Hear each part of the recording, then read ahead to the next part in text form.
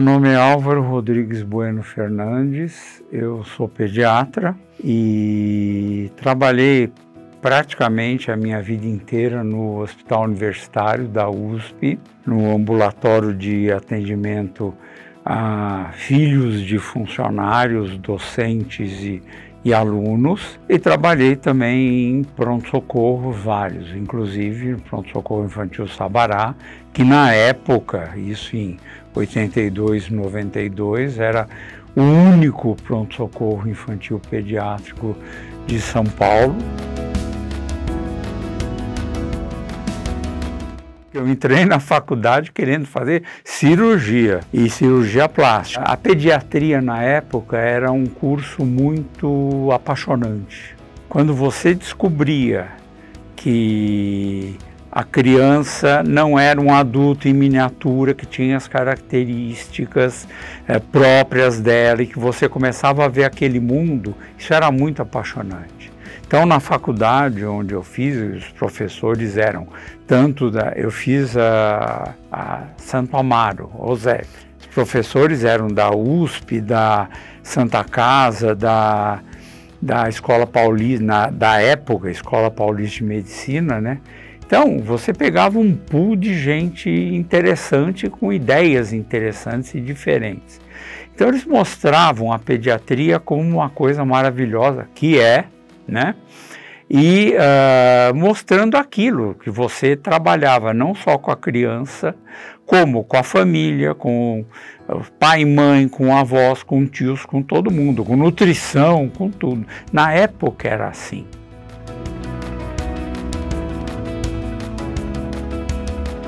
Começou assim na Europa, nos Estados Unidos também, nessa época, mas aqui no Brasil é mais recente, né?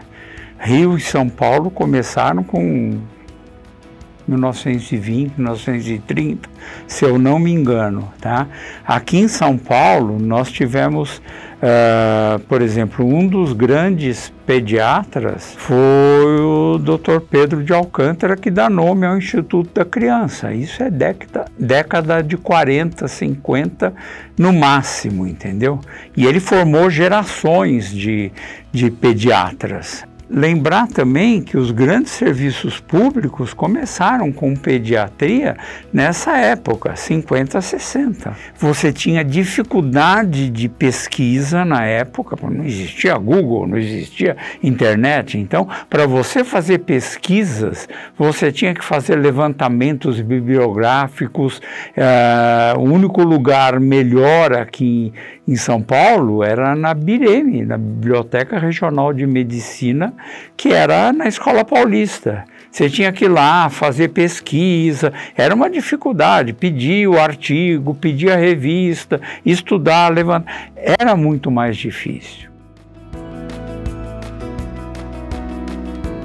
Lidar com a criança, que aliás é o mais fácil, na minha opinião, lidar com os pais, com os avós, com os tios, com a família, com a escolinha, com tudo, porque você tem que inserir essa criança na sociedade, no mundo, na sociedade familiar e na sociedade geral. E levá-la bem para formar um adulto bem e bom, né? Junte a isso uma questão de defesa de doenças, de nutrição, de cabeça, né, de psicologia.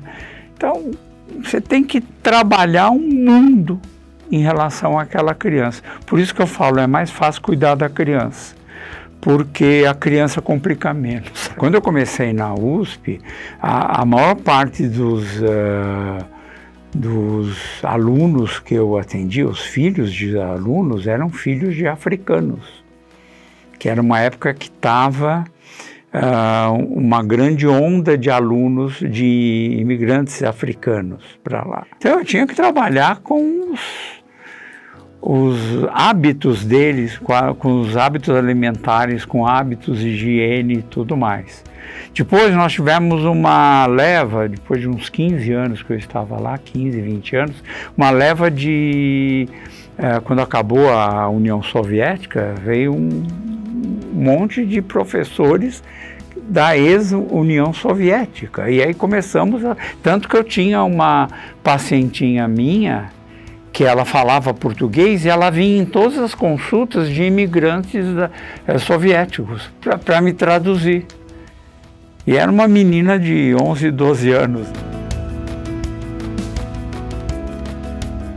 Essa homenagem que eu queria fazer à minha geração, que é essa geração de 70 a 2000 e pouco, que é uma geração de pediatras que lutou com isso, lutou pela vacinação, lutou pela alimentação das crianças, pela amamentação, porque antigamente nós tínhamos que brigar com o lobby das indústrias alimentícias para orientar a mãe a amamentar, lutar contra as indústrias farmacêuticas para não ficar medicando criança adoidado, ficar dando vitamina adoidado para a criança. Então, é uma geração que brigou muito.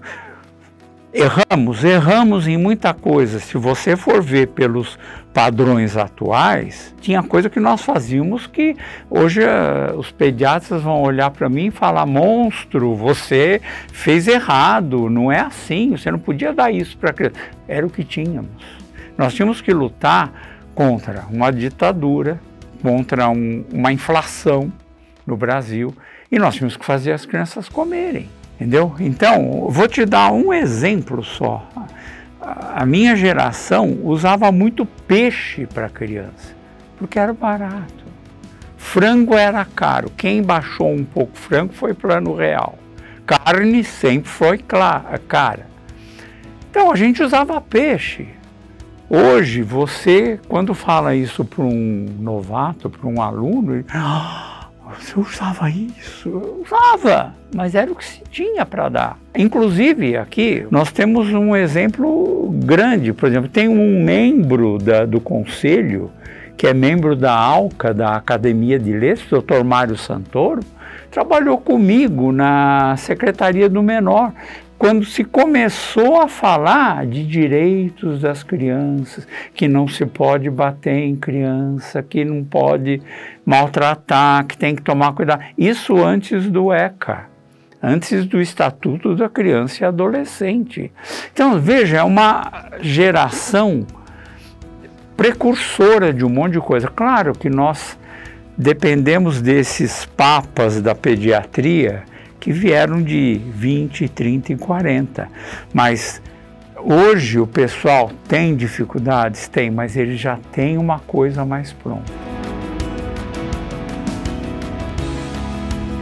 Então vou deixar um alô para todos os pediatras que, bem ou mal, eu ajudei a formar, que são os mais novinhos, e relembrando que o principal para eles sempre, mas sempre, é ter, primeiro, paciência e segundo, bom senso.